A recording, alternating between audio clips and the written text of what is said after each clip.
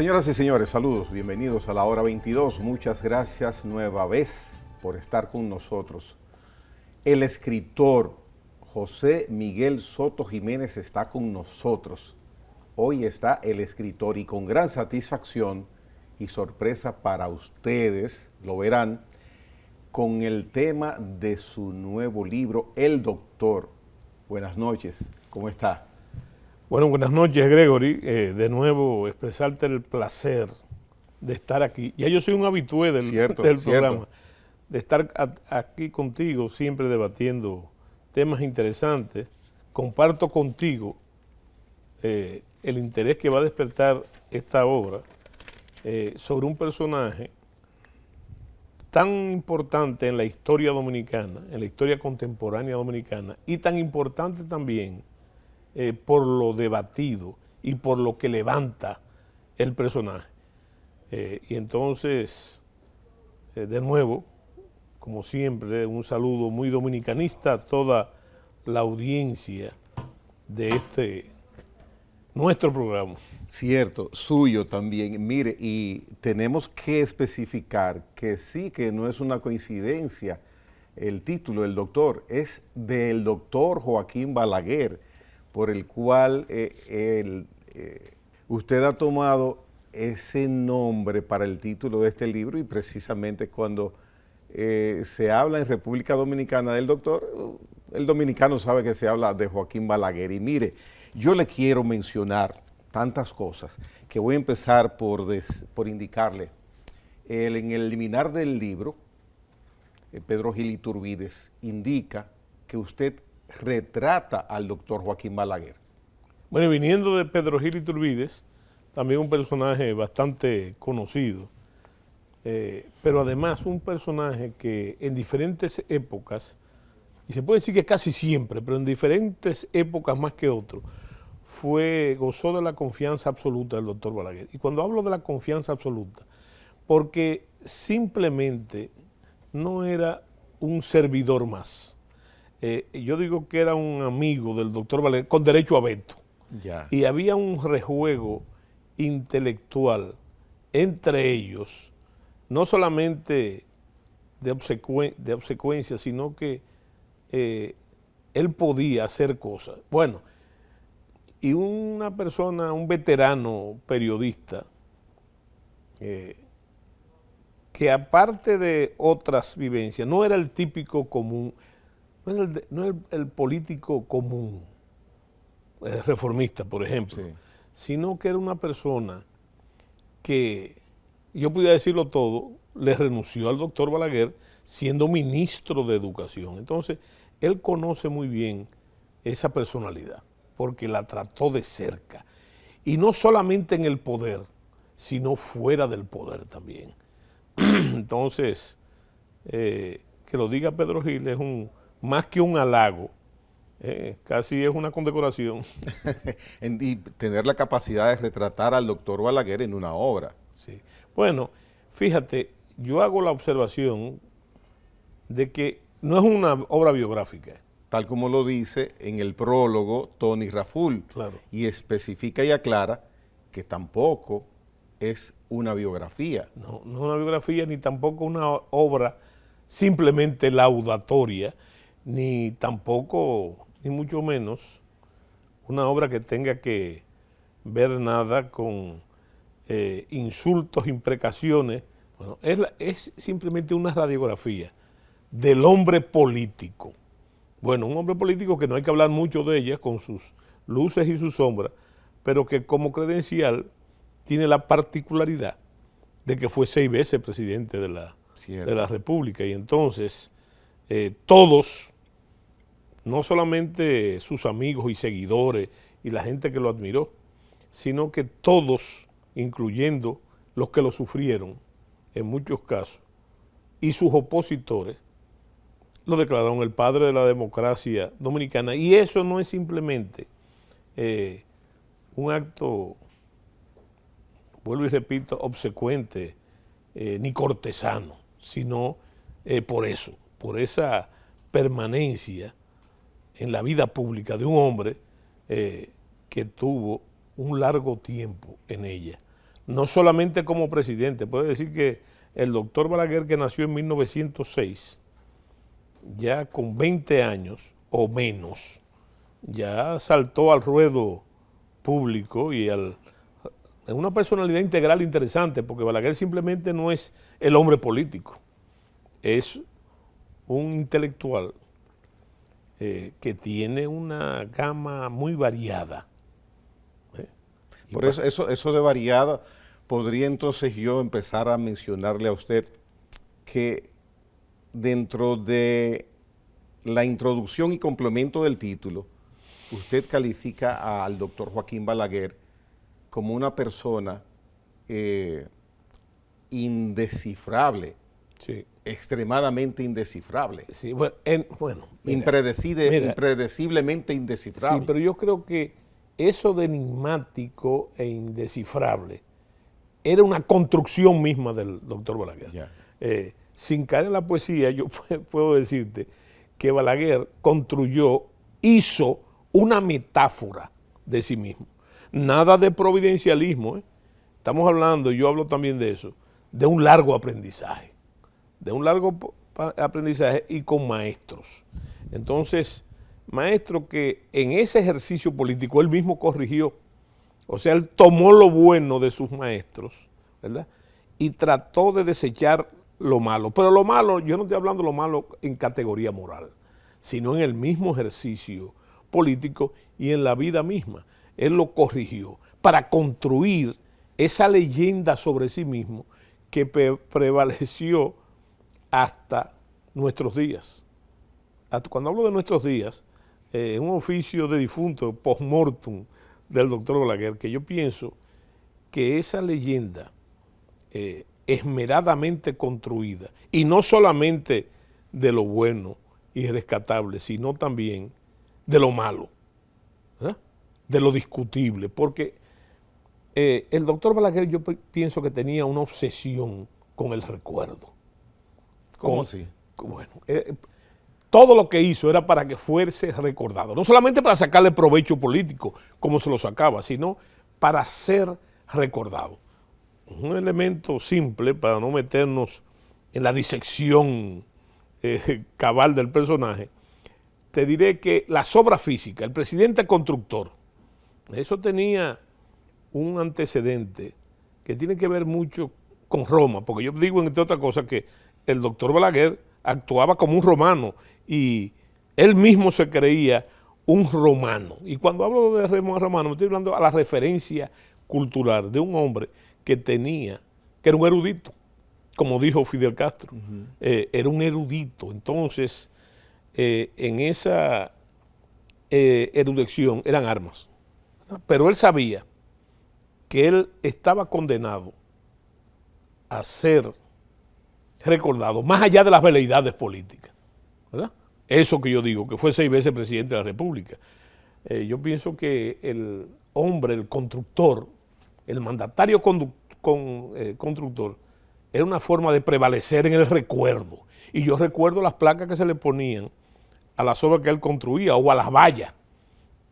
Aquello de país que trabaja, gobierno que trabaja, país que progresa, y además la tarja. ¿Y no sería influenciado por lo que él venía conviviendo en obras, por ejemplo, de infraestructura durante los 30 años de la tiranía trujillista? Bueno, sí, y precisamente esas son las articulaciones que él utiliza. Pero lo que yo quería señalarte, que él sabía que iba a ser recordado, o tenía el convencimiento de que iba a ser recordado, no solamente por esas obras, sino también por las cosas que él mismo reconoció del gobierno de los 12 años, las cosas negativas. En el caso de la represión, y bueno, él mismo lo dijo en su último discurso político, que recuerdo fue en San Cristóbal. Yo estaba en los Estados Unidos, pero me llamó mucho la atención eso, donde él dice que reconocía los excesos terribles de los gobiernos de los 12 años. Yeah. Pero que había que comprender que él tuvo que gobernar con unas fuerzas fundamentalmente trujillistas. Precisamente con respecto a Trujillo, su colaboración, la colaboración de Joaquín Balaguer hacia Trujillo, ¿usted piensa que él lo hizo por adhesión, por identificación al estilo de Trujillo, a la manera de Trujillo ejercer poder, o fue el estar al lado de Trujillo una vía, un vehículo para él? Mira, por esas veleidades y contradicciones de la política dominicana, siempre se dijo, y yo creo que hasta tú lo oíste, cuando digo hasta tú lo oíste, estoy hablando por la edad, pero siempre se dijo que Balaguer, Trujillo, aprendió de Balaguer. Y yo pienso todo lo contrario. Yo creo que uno de sus maestros en política fue Rafael Leonidas Trujillo, que a pesar de todo lo que se desprende de esa tiranía sin ejemplo, como se le llamó en algún momento, la gente no toma en cuenta, y eso se debe a que los dominicanos, ¿verdad?, que son amantes de la historia, pero sintetizan la historia, sobre todo en los últimos tiempos. Pero lo que no se aprecia es que Trujillo fue fundamentalmente un político. Y si tú lees la obra esa de la palabra encadenada, el medallón al autócrata que hace Balaguer de Trujillo como anexo al libro, te vas a dar cuenta que, y además en el panegírico aquel, te vas a dar cuenta que había un rastro de admiración a Trujillo. Y si tú o la gente conoce otro detalle que a mí me llamó la atención cuando yo era oficial subalterno, que era teniente y del cuerpo de ayudantes militares, que en la biblioteca del doctor Balaguer habían, y ese era el Santo Santorum de Balaguer, ¿verdad?, habían muchas estatuas de Trujillo, fotos de él con Trujillo, la máscara funeraria de Trujillo, pero además una cosa que me llamaba poderosamente la atención, él tenía en esa biblioteca pedazos de la estatua del Trujillo ecuestre que se derribó en San Cristóbal. Entonces, yo pienso, y él lo dice, que ese fue uno de sus maestros, difícil de aceptar por la carga que eso implica del famoso déspota y autócrata de San Cristóbal, pero yo pienso que él aprendió muchas cosas, y no solamente negativas, de Trujillo, y él lo dice, de su espíritu de trabajo, ¿verdad? Bueno, y reconoce, por otro lado, sus errores, porque ahí mismo también, y en el panegírico, en la muerte de Trujillo, y frente a los personeros del Trujillato, él reconoce los errores de Trujillo, lo que él califica de los errores de Trujillo. Y si tú te pones y te sitúas en ese momento, decir que Trujillo era un amante de las veleidades de la vida y que era un gran apasionado, ¿verdad? Entonces, y dice también que sus errores se debieron, en el panegírico, se debieron precisamente a eso. Entonces te vas a dar cuenta de lo que te estoy señalando. Es difícil colocar a Trujillo como maestro, pero sí como referente. Y yo pienso que lo que él admiraba de Trujillo fue lo que él llegó luego a concebir. Trujillo, para mí, en un orden de ideas, Trujillo fue un decodificador del alma nacional. Eso parece muy etéreo. Y cuando digo de eso, también tengo que decirte en el punto que decodificó Trujillo al dominicano, y es en sus demencias. Pero se podía también, me imagino, calificar a Balaguer con ese mismo... decodificador también.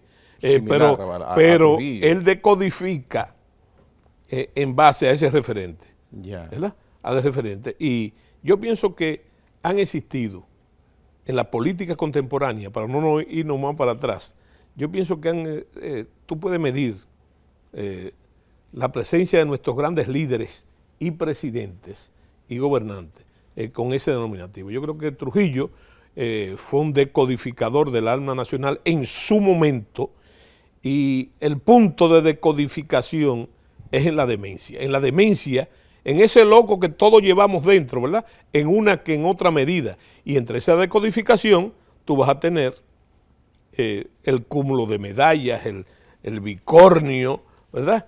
Y una serie de cosas con la que él decodifica. Pero el segundo decodificador, en ese orden de ideas, es el profesor Juan Bosch. El profesor Juan Bosch decodifica en la utopía, en el punto de la utopía, ¿verdad? Y fíjate qué interesante. Y Balaguer lo hace en la práctica, Trujillo lo hace en la práctica. Él decodifica, Juan Bosch decodifica en la utopía, pero con las herramientas más fundamentales y elementales de esa alma nacional, con los refranes, una serie de cosas que todo el mundo hoy se lo atribuye a Juan Bosch, pero que son realmente del pueblo dominicano, ¿verdad? De la gran mayoría. Y Balaguer, que decodifica en la astucia, en la maña. Y fíjate la contradicción, entre Balaguer y Bosch está la diferencia del académico. Uno era empírico, con un gran talento, quizás el mejor sociólogo dominicano sin serlo, y entonces Balaguer fruto de la academia, ¿verdad? Y del estudio, y de esa erudición. Sin embargo, a diferencia de Bosch, que decodifica con lo que debe ser, pero que no se logra en la utopía en su momento, entonces Balaguer, con todo ese cuerpo de conocimiento, entonces decodifica en la astucia. Por eso el mismo profesor Bosch le llamaba, no recuerdo bien la palabra, pero era lo mismo, lo acusaba de sinvergüenzón, que era ¿me entiendes? Un marrullero. Y entonces eso es interesante. Y Balaguer también decodifica en el alma nacional con esos elementos, naturalmente impactados en el ejercicio de la política con esa cultura monumental que tenía. Bueno, y podemos seguir en los... Yo quisiera devolver un poquito en un punto que usted mencionaba, recordando el panegírico que Balaguer hace frente a la situación que se presenta con Trujillo, una situación inesperada. Sí. Entonces, en un paralelo en la historia, a un personaje histórico, a Pedro Santana, un tema, un episodio que usted domina bastante bien. Sí. Cuando Balaguer, días antes de entregar el poder en 1978, en el Panteón Nacional, para el traslado a ese lugar de los restos de Pedro Santana, tiene dos pareceres, uno de loas y otro de crítica ácida. Sí. Me gustaría que esa parte usted la mencione. Mire, diferente a lo que puede pensar todo el mundo, sus amigos y sus enemigos o adversarios. Yo pienso que Balaguer trasladó esos restos, los restos de Santana, no como una reivindicación ni identificación.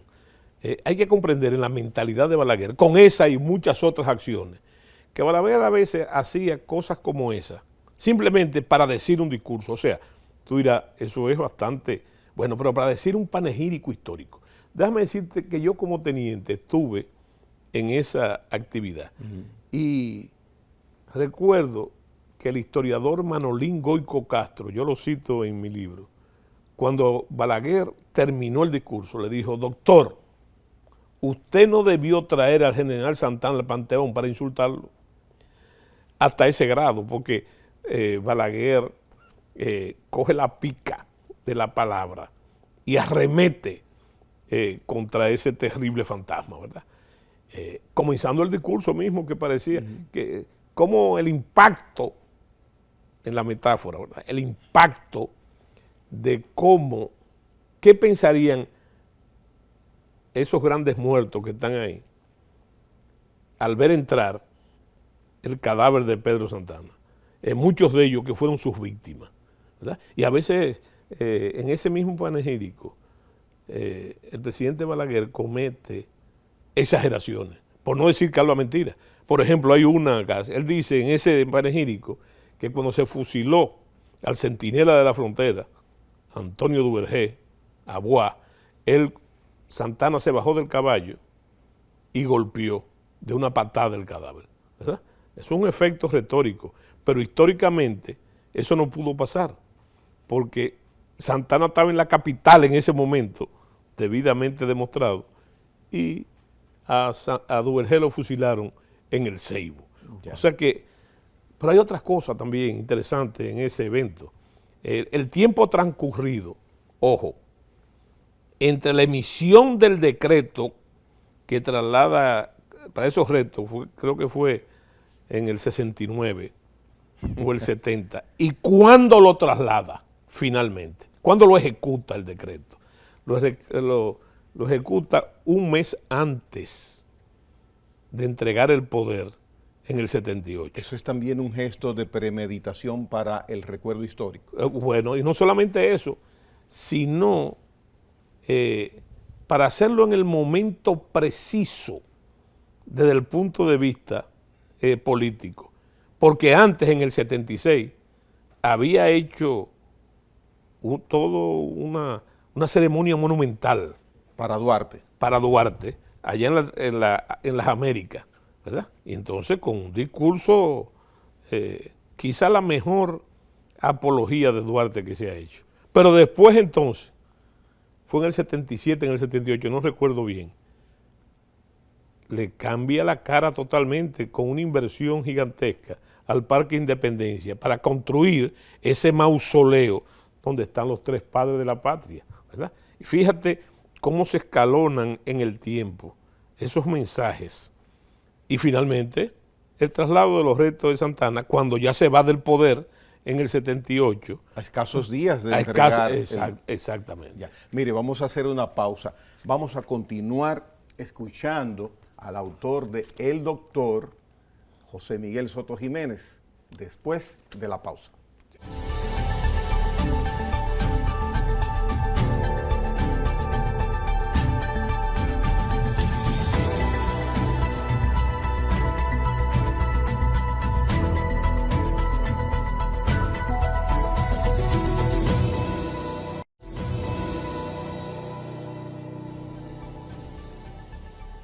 Vamos a seguir conversando con José Miguel Soto Jiménez, el escritor sobre este libro, El Doctor, la más reciente obra literaria de José Miguel Soto Jiménez, El Doctor.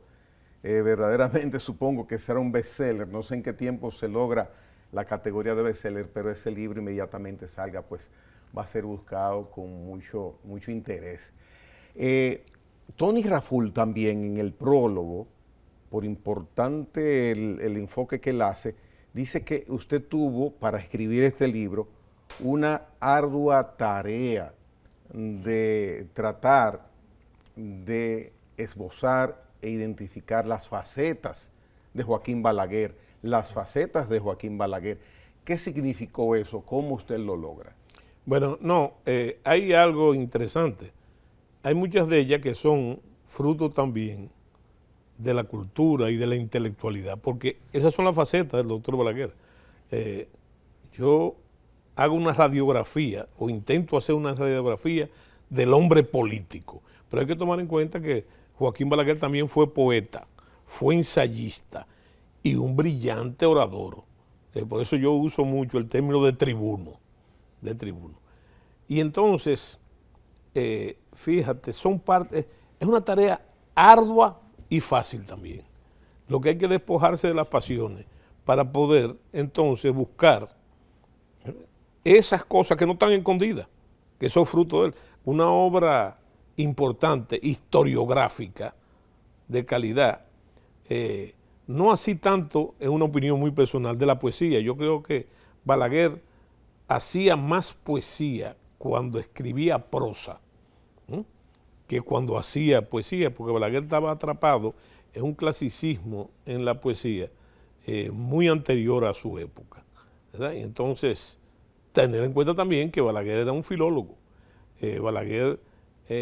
Políticamente Balaguer tiene una cosa interesante, antes del filólogo. Balaguer dice lo preciso, nunca habla de más, pero tampoco de menos, habla lo preciso. Y entonces, y lo que estoy diciendo no es un atributo. Cuando hablo de filólogo, Balaguer estudió en España y conoció muy bien no solamente el uso de la lengua y sus intríngulis, sino que también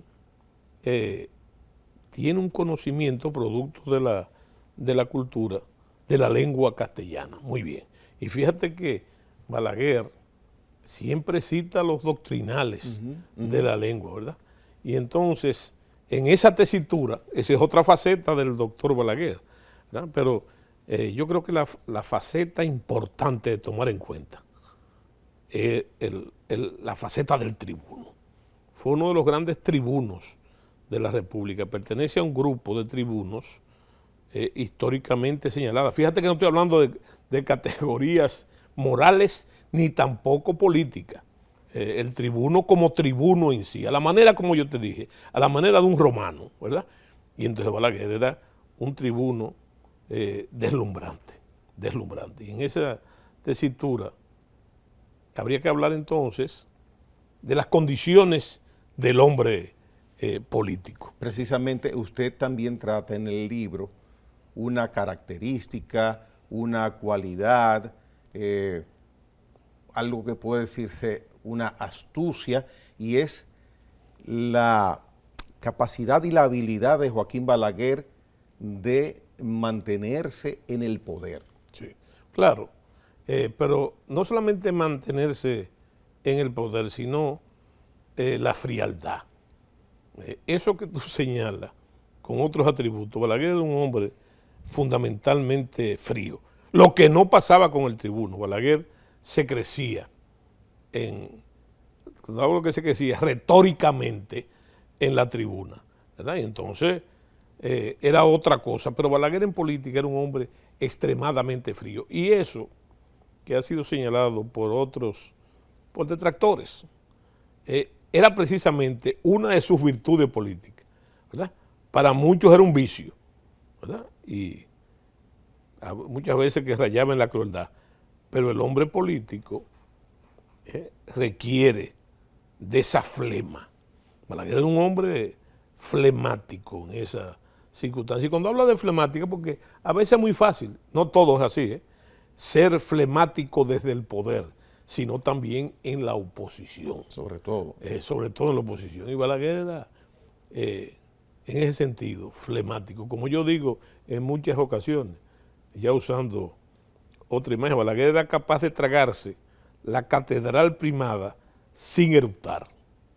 Sin embargo, llegó un momento en que Balaguer comienza a reconocer, sobre todo cuando ya está cerca del umbral de aquellos linderos de donde no se regresa, Balaguer entonces comienza a pensar, ¿verdad?, en las consecuencias. Pero él no piensa en las consecuencias moralmente, sino para alimentar esa rueda del recuerdo, porque hay que tomar en cuenta, a los hombres no solamente se les recuerda, para vencer el olvido, no solamente con la parte positiva de su vida, sino con la parte negativa. Y él también la articula.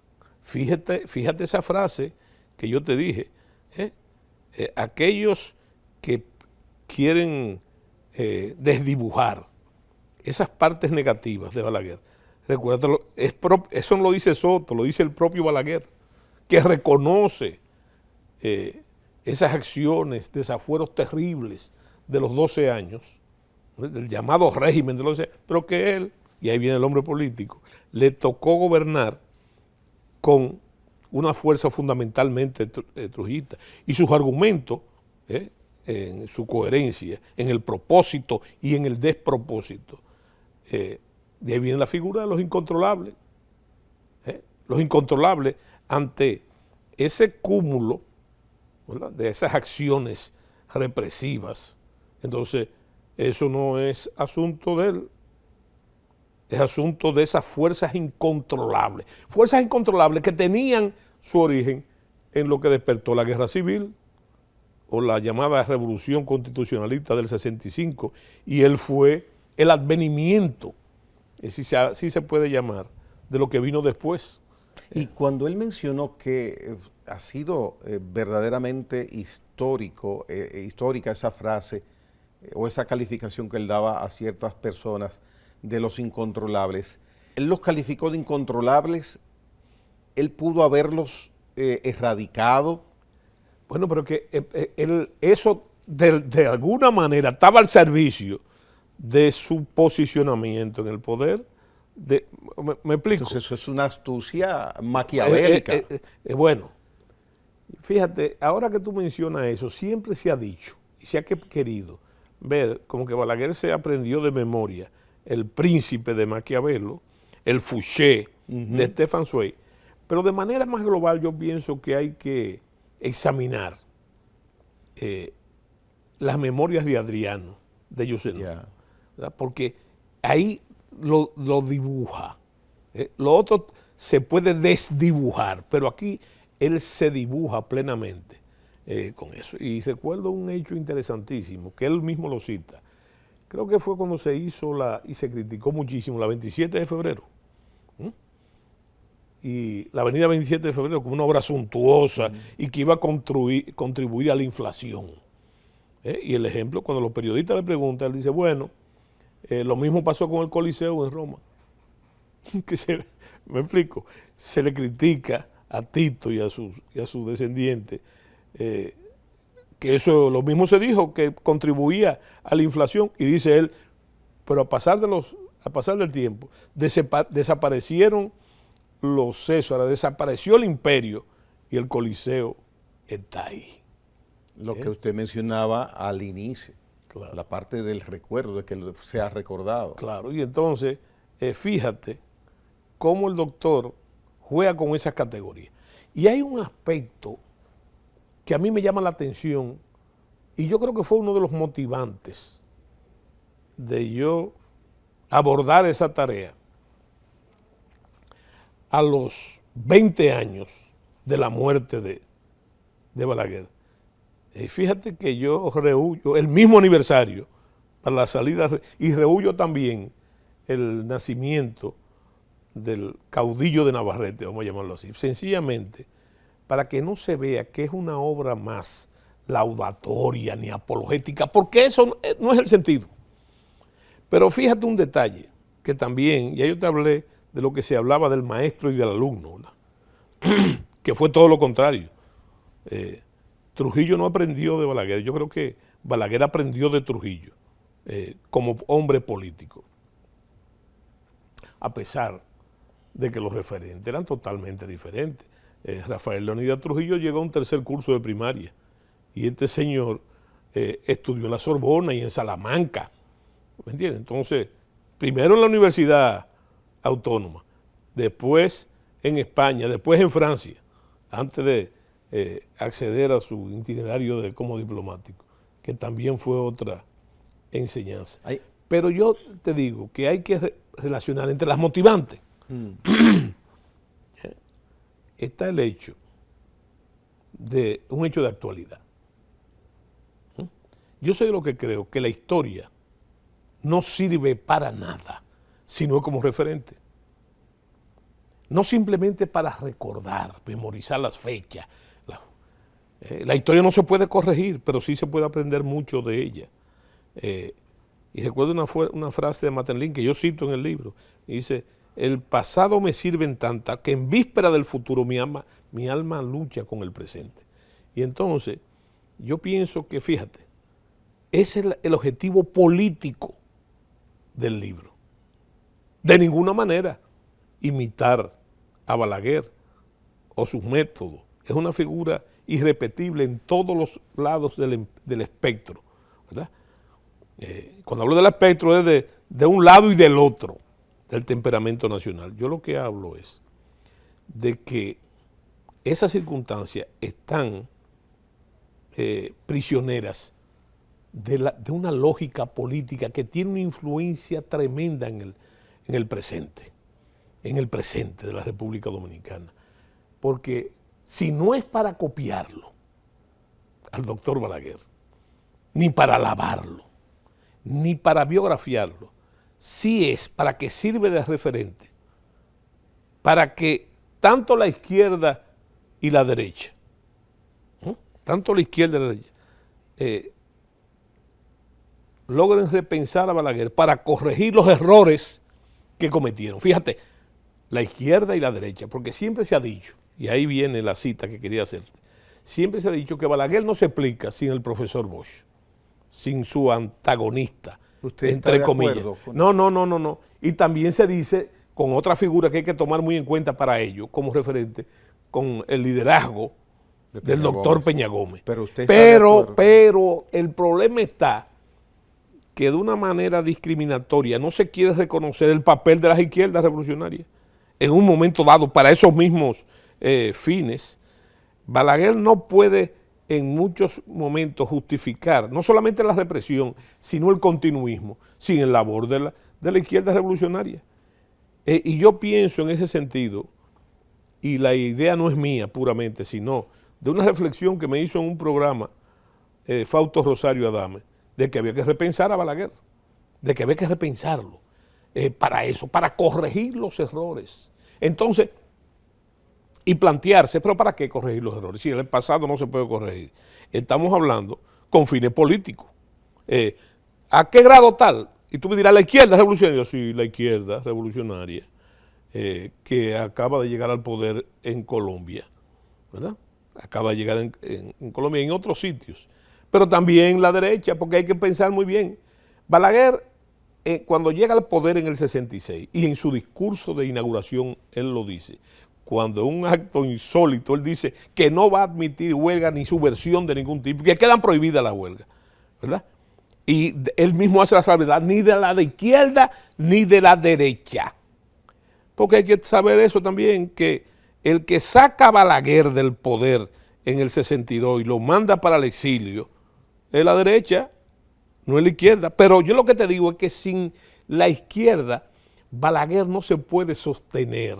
Después le hubiese sido muy complicado. Un contrapeso, ¿verdad? Y entonces encuentra también el manejo a la situación que acaba de pasar, que es la guerra de abril.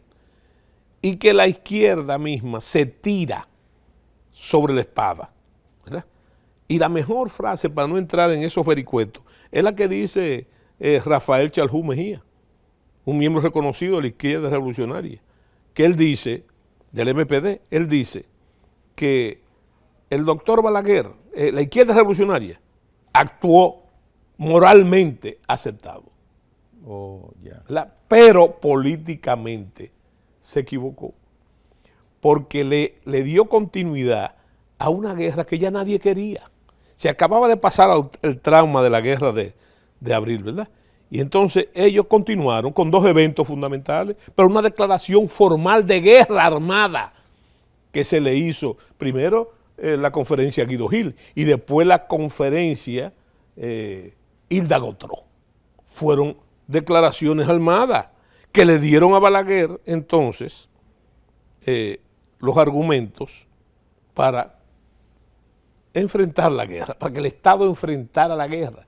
Y entonces, una cosa anecdótica que yo menciono en el libro, cuando se lanza la conferencia Hilda Gotró públicamente, en una rueda de prensa, ¿verdad?, muy famosa, que estaba el papá de Guido Gómez Mazara, Maximiliano Gómez, y estaba también Otto Morales, un joven brillantemente malogrado.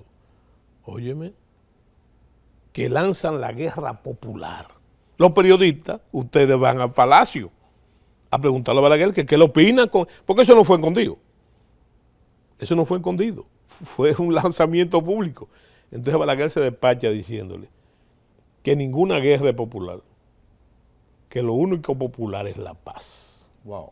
Fíjense, yo no estoy hablando esto como un conjuro, sino como un manejo político que tiene que ver mucho con el trauma mismo de la guerra. Porque después de una guerra, y sobre todo una guerra civil, ¿verdad?, las heridas son difíciles de retañar, de curar. Yo digo que las guerras civiles no la gana nadie, la pierde el pueblo en su unidad y en su coherencia. Y entonces el doctor Balaguer sale con esa. Y la izquierda realmente, yo sintetizando, yo pienso que la izquierda que puso una cuota de esfuerzo, de lucha y de sangre que no se puede obviar en eso que te decía, y no solamente en el sostenimiento de los Balaguer, sino en el concatenamiento de todo el heroísmo dominicano desde los albores, desde la colonia hasta ahora, como si fuera una carrera de relevo. Y ellos pusieron su parte.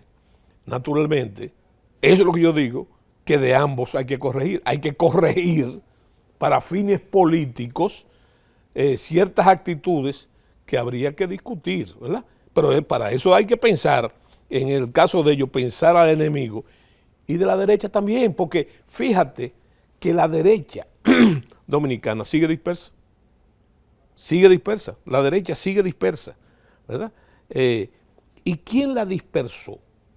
La dispersó Balaguer también. ¿Tú sabes cómo la dispersó Balaguer? La dispersó simplemente dándole su apoyo,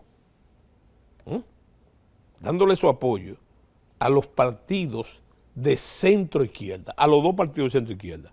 Primero al llamado PLD, ¿verdad? Que es un partido de centro izquierdo. Y al PRD después. ¿Por qué? Por aquello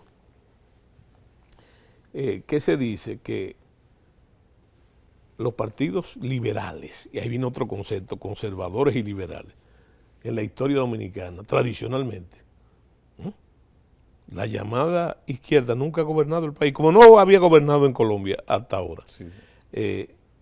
Resulta que cuando esos partidos liberales llegan al poder, se convierten en ultraconservadores. Quisiera, antes de ir a la pausa, una respuesta sintetizada a lo que le voy a mencionar.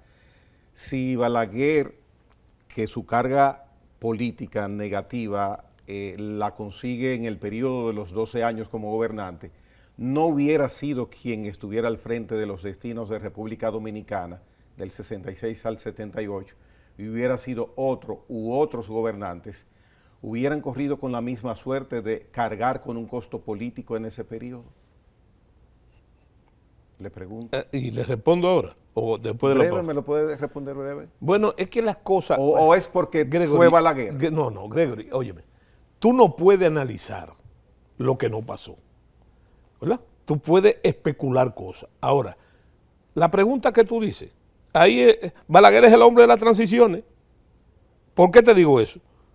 Primero, manejó la transición Trujillo y lo que vino después, ¿verdad? Después manejó la transición de la Guerra de Abril, que no fue un tránsito nada fácil, pero no solamente de adentro, sino con las fuerzas exógenas, desatadas con la crisis de los misiles y la presencia de Cuba, ¿verdad? Entonces, también es el gran tránsito de la Guerra Fría. ¿Tú sabes por qué? Porque en su versión militar, la Guerra Fría termina en el 1973 con la guerrilla de Francisco Alberto Camaño Deño, ¿verdad? Y él es el presidente que le tocó ese tránsito. Pero después el hombre de la transición de 1978, que es donde la Guerra Fría para nosotros termina políticamente. Ya. Sí. Bien, interesante su respuesta. Para el segmento final retornamos con José Miguel Soto Jiménez hablando de su más reciente libro, El Doctor Joaquín Balaguer. Venimos en breve.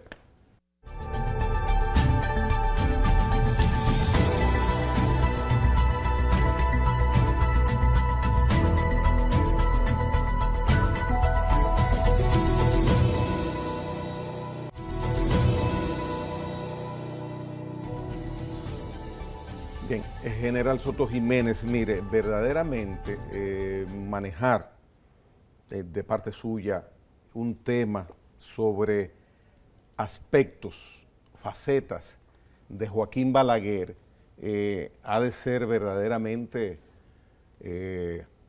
único, un privilegio de la manera que usted lo ha hecho.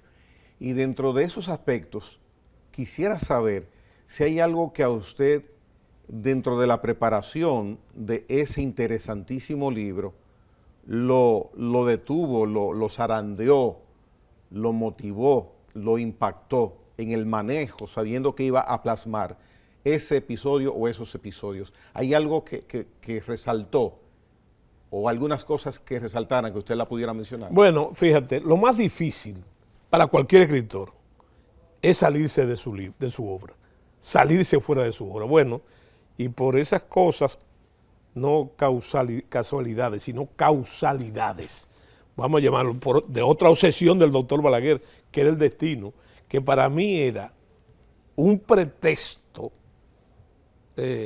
manejable del doctor Balaguer, porque el destino no se puede interrogar, el destino no se puede acusar ni llevar al banquillo. Entonces todo el mundo dice, otra cosa. Balaguer era destinista. Balaguer usaba el destino, ¿verdad?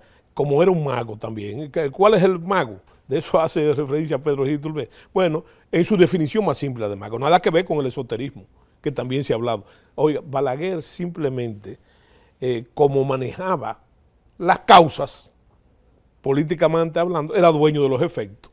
Y el de la mitología del pueblo llegaba a decirse que el doctor Balaguer hasta los ciclones lo desviaba a su conveniencia. Bueno, eso es parte del fenómeno cultural. Bueno, lo más difícil es eso, usted salirse de su oro. Bueno, entonces, en determinados eventos, a mí me tocó, y en diferentes épocas, interactuar con el doctor Balaguer, ¿verdad? Usted es 2 veces ahijado de Balaguer. Claro que sí.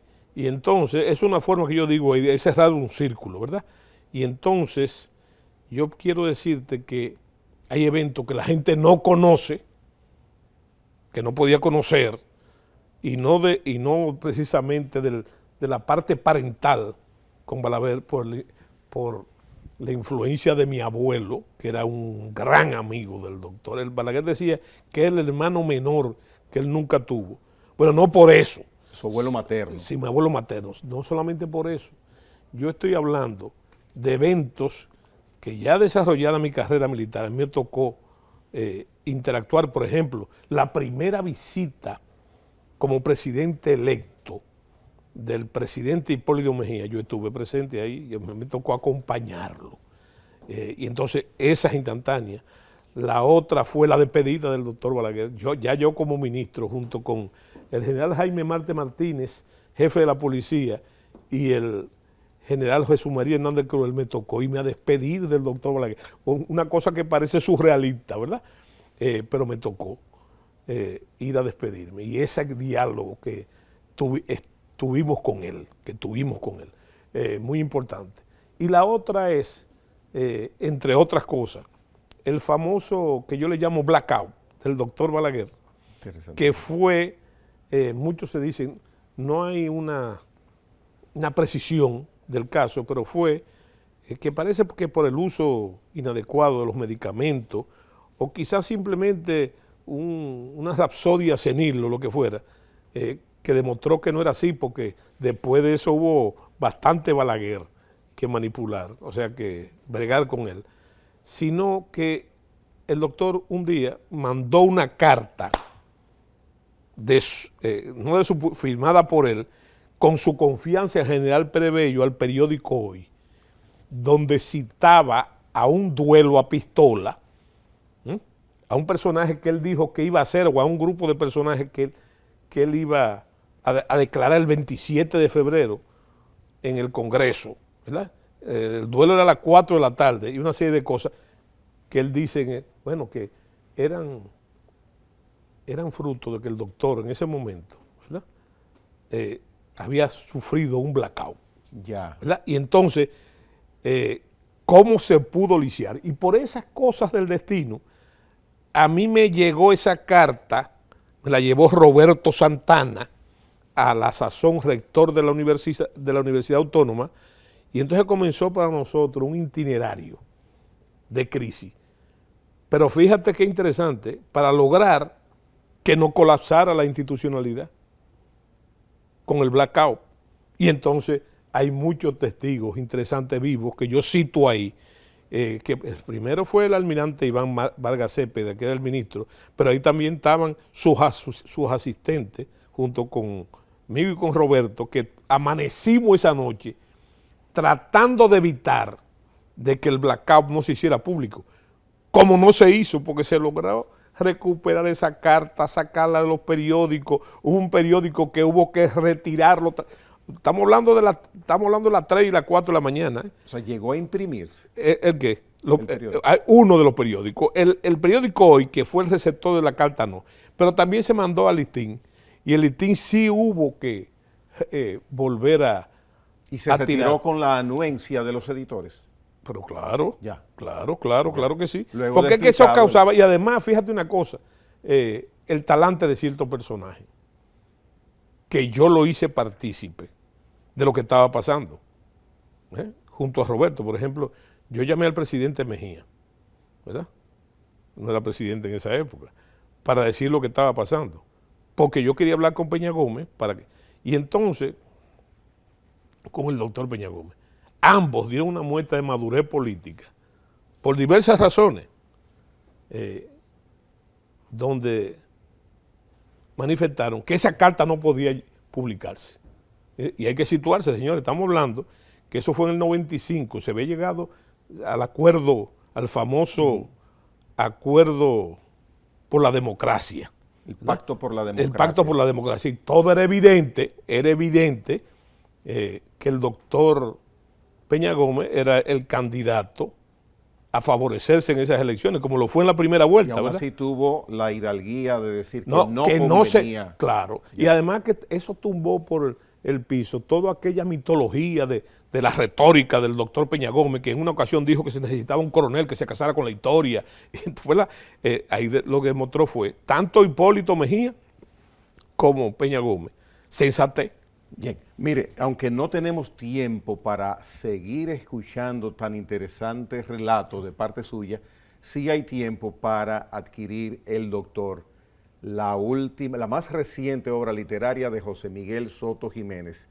Ya próximamente indicaremos dónde está a la venta, al teléfono, todo, y la puesta en circulación será en un par de semanas, que también lo informaremos por acá.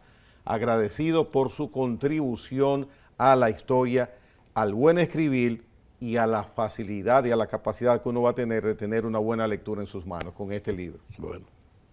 Bien, señores, José Miguel Soto Jiménez estuvo con nosotros en esta noche. Hasta mañana, Dios mediante.